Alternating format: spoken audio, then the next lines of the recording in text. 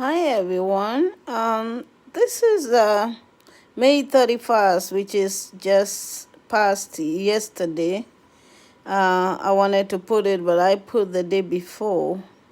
One generation away. Our leading today is Judges chapter 2, verse 10. It's talking about when all that generation had been gathered to their fathers, and another generation arose after them, who did not know the Lord, nor the work which he had done for Israel. I'm talking about how the generation, from one generation, we are supposed to pass information.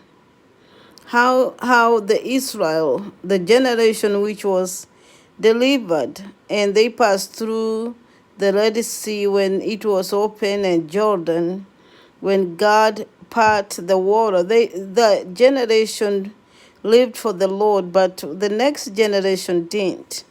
So we are talking about here our generation.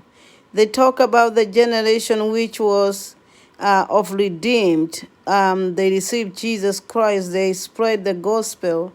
Then the second generation was able to live with the responsibility and prosperity.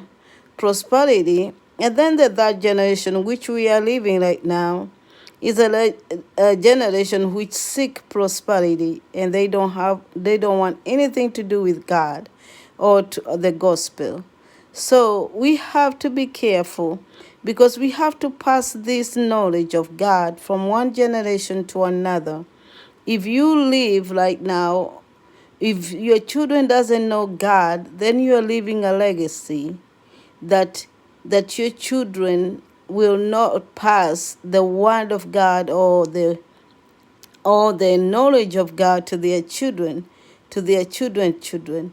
So let us pass this information, because even in Israel, the word of God was passed by mouth to mouth, like talking to your generation, telling them how they were, even today, how they were delivered from Egypt.